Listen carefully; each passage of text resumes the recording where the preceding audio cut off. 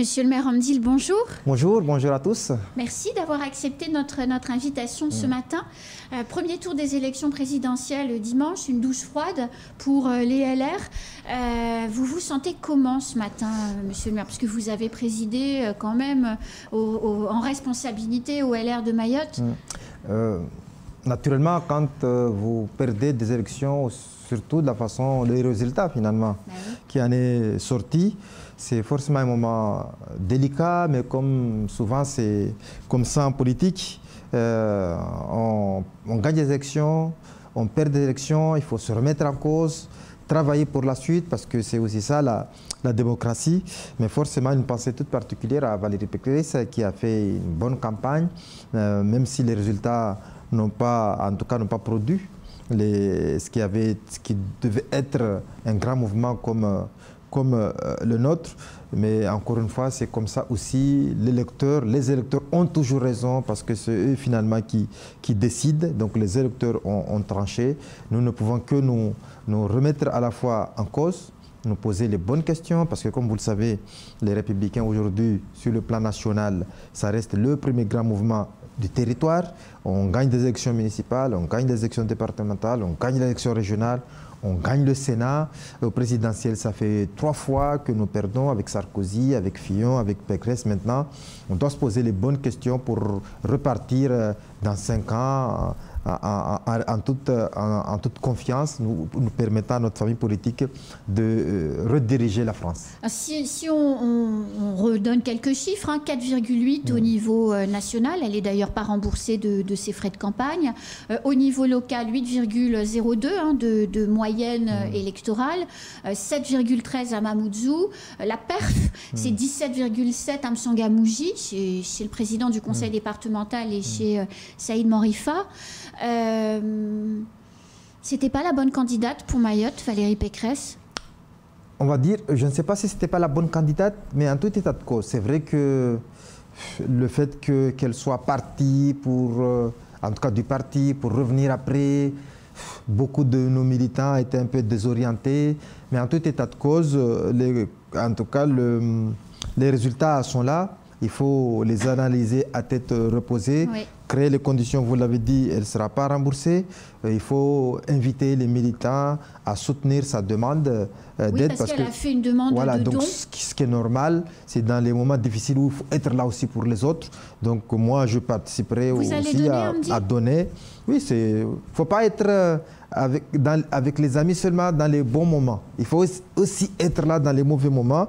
C'est un mauvais moment pour elle, pour la famille politique. Naturellement, je le ferai, je ferai mon don, je inviterai tous ceux qui pensent que c'est nécessaire, utile de donner. Donc il faut l'aider, parce que 7 millions d'euros, c'est beaucoup d'argent. C'est l'argent des LR, c'est aussi la fin peut-être du parti politique. S'il est ruiné, c'est le président Jacob a dit que le parti en soi, il n'y a pas de difficulté au niveau de la gestion du parti. Maintenant, quand en élection présidentielle ou toute élection, les candidats font des emprunts, ils s'engagent personnellement. Elle s'est engagée à autour de 5 millions d'euros d'après ce que j'ai compris. Donc il va falloir qu'elle puisse rembourser cet argent-là, parce que l'État ne le fera pas, parce qu'il n'a pas eu les 5% des suffrages.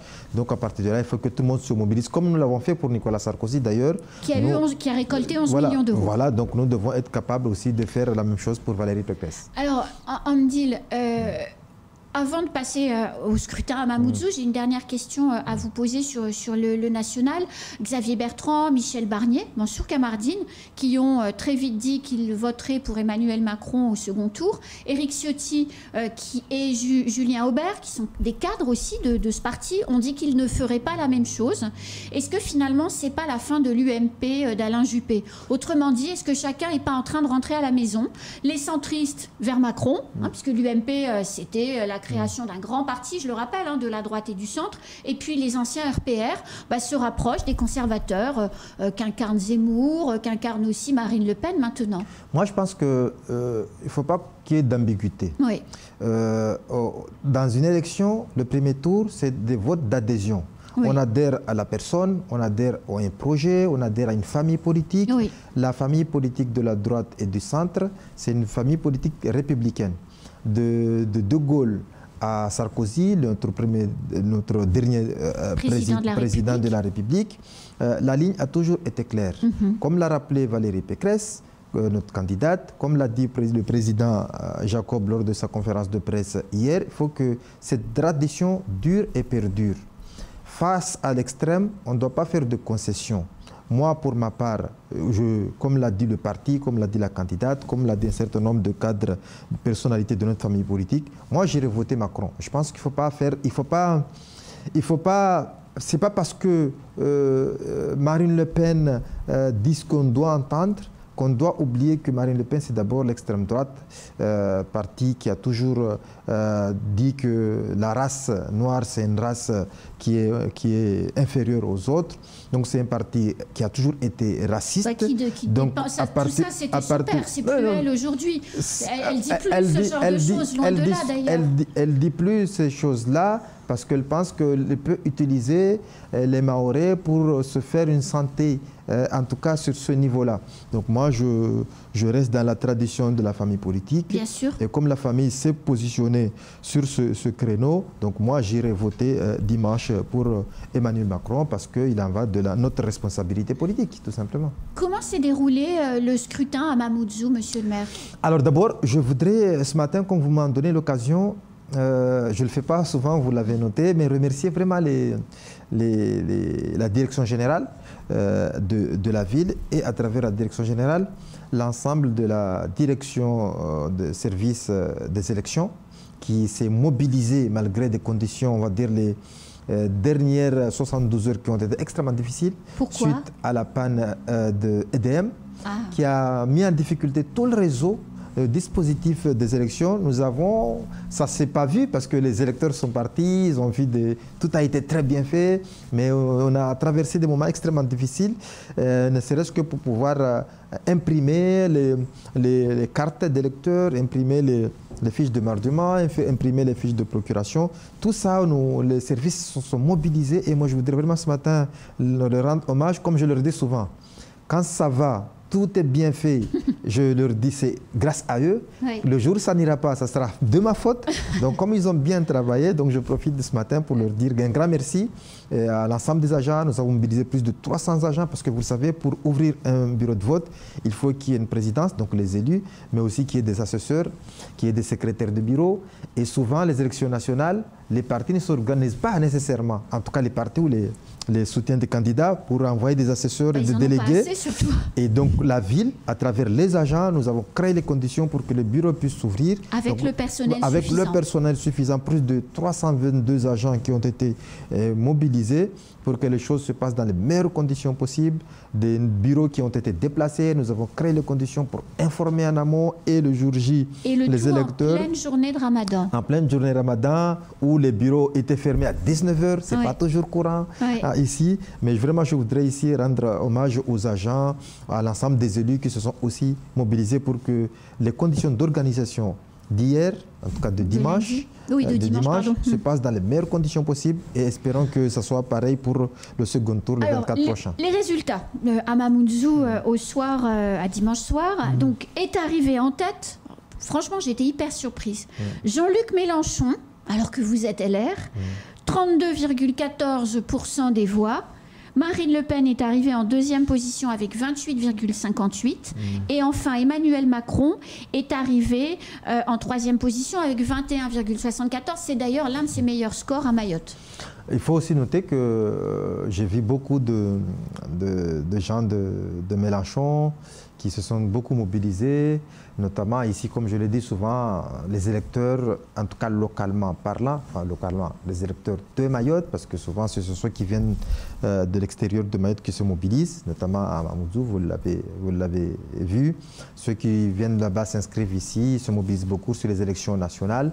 Moi, j'ai accueilli des électeurs qui venaient de s'inscrire. Pour certains, ils n'ont pas pu voter parce que l'inscription est arrivée un peu trop tard. Mais ils se mobilisent beaucoup. Les expatriés, comme on dit, se mobilisent beaucoup sur ces élections. Les 32,14 de Mélenchon, c'est plutôt un vote Mzungu pour vous? La majorité, la grande majorité. Après, comme je l'ai dit, il y a plusieurs personnalités ici localement qui se retrouvent dans ce qu'a dit Mélenchon, parce que naturellement, quand vous proposez un SMIC à 1 500 €, quand vous proposez... donc ils se sont retrouvés dans ce discours social qui est aussi revendiqué par l'ensemble des Mahorais. 77% de la population sous le seuil de pauvreté, c'est pas illogique en effet. Et surtout ici, dans ce territoire, nous devons créer les conditions pour continuer à dire au prochain gouvernement, quel qu'il soit, de pouvoir marcher sur les deux jambes, à la fois sur l'égalité sociale. C'est un vrai sujet pour Mayotte, mais aussi sur l'aspect sécurité. Parce qu'aujourd'hui, si beaucoup d'électeurs mahorais, les 44% qui sont portés sur Marine Le Pen, parce qu'aujourd'hui, sur ce territoire, on n'est pas, en tout cas, en liberté sur la partie sécuritaire. C'est clair. Et ça, c'était le message que les Mahorais ont voulu lancer à travers l'adhésion, en tout cas, l'adhésion à cette idée que Marine Le Pen pouvait les protéger. Donc, le gouvernement prochain, dès le 24 avril prochain, doit prendre ces résultats, les interpréter et dire qu'à Mayotte, nous avons besoin, et singulièrement Mamoudzou, parce que vous avez donné, nous avons besoin beaucoup de social, l'égalité sociale. On ne doit plus être dans un territoire où il y a des personnes qui partent à la retraite avec 5 €. Bien sûr. On ne doit plus être sur un territoire où on a la peur au ventre de sortir le soir. C'est ces deux sujets-là qui doivent mobiliser à la fois tous les élus ici, l'ensemble de la population, mais surtout le gouvernement du 24 qui sortira des urnes doit être capable d'entendre ce sujet, en tout cas ces deux sujets. Mais alors du coup, par rapport à ce que vous me dites, ça fait écho à quelque chose chez moi. Je fais 28, 58 plus 21, 74. On est à 50% à Mamoudzou de gens qui ont voté soit pour Marine Le Pen, soit pour Mélenchon. 66% à l'échelle de tout Mayotte, j'ai fait le calcul hier. Est-ce que finalement, ça ne renvoie pas, parce que les législatives arrivent juste derrière, à la nécessité peut-être pour les partis politiques de repenser leur programme électoral, parce que beaucoup de l'association des maires, beaucoup des maires soutiennent Emmanuel Macron. Or, visiblement, la population n'est pas en phase avec ce que propose Emmanuel Macron. Est-ce que les politiciens locaux ne doivent pas se remettre en question et peut-être porter la voix des Mahorais? 50% à Mamoudzou, 66% au niveau de Mayotte. C'est tout à l'honneur des élus de se mobiliser pour que ces sujets, comme vous l'avez dit, l'extrême gauche, beaucoup de social, nous en avons besoin ici. L'extrême droite, beaucoup de sécurité, nous en avons besoin ici. Donc nous devons, à partir de ces deux éléments, à partir des résultats sortis des urnes au premier tour, créer les conditions pour que les voix, en tout cas la voix des élus ici, tous réunis, portions ces deux messages au prochain gouvernement. C'est primordial pour le développement de notre territoire, primordial pour la paix sociale ici dans ce territoire. Si nous ne faisons pas ça, nous ne devons pas nous démobiliser après ces élections. Naturellement, les législatives vont arriver, chacun va soutenir ses candidats, donc il y a 2 circonscriptions ici, mais ces deux sujets-là, nous devons demander à nos candidats de les porter, des propositions de loi qui aillent dans ce sens de l'égalité sociale, qui aillent dans la sécurité. Le ministre de la Justice est venu ici à Mayotte. Moi, je ne suis pas d'accord avec ce discours. Il vient, il dit, on doit faire la deuxième maison d'arrêt, la deuxième prison, mais bon, c'est à vous les élus locaux de trouver le terrain. Si on considère que la sécurité, c'est un enjeu primordial pour ce territoire, on ne doit pas lancer le sujet comme ça. On l'a fait à l'hôpital, on a dit l'hôpital, le terrain, ça sera à Kombani. Bon, si la sécurité nationale est une priorité pour Mayotte, on doit se dire il faut une deuxième prison ici, actée, il faut que ça soit à un tel endroit. On doit dire comme ça. On ne doit pas lancer le message aux élus locaux, démerdez-vous, sinon on ne fera pas la prison. C'est en arrière-plan le message. Ça, oui. On doit s'organiser pour apporter les solutions sécuritaires et sociales. Et les candidats qui seront demain, en tout cas après le 24, pour batailler autour de ces législatives. Mansour Kamardine pour la circonscription 2, donc c'est le candidat que je soutiens. Ici à Kabdilaï dans la circo 1, ils doivent dans ces... Mansour l'a toujours fait, il le continuera à le faire. Ça, ce n'est pas un sujet. Siaka doit être aussi un relais important sur ces deux messages, égalité sociale et sécuritaire. Il faut rappeler que Mamoudzou est concerné par les deux circonscriptions. Naturellement, raison pour laquelle j'ai dit que nous allons nous mobiliser, nous allons demander, en tout cas moi je demande à mes deux candidats de créer les conditions pour que dans les projets qu'ils porteront, dans les premières propositions qu'ils feront demain à l'Assemblée nationale, que cette partie égalité sociale, pour cette partie égalité ou liberté-sécurité dans la sécurité, la liberté dans la sécurité, puissent être les deux volets portés grandement à l'échelle nationale au sein de l'Assemblée. Monsieur le maire, merci. Et c'est moi. À très bientôt. À très bientôt. C'est la fin de ce temps de parole. Tout de suite, la suite de nos programmes.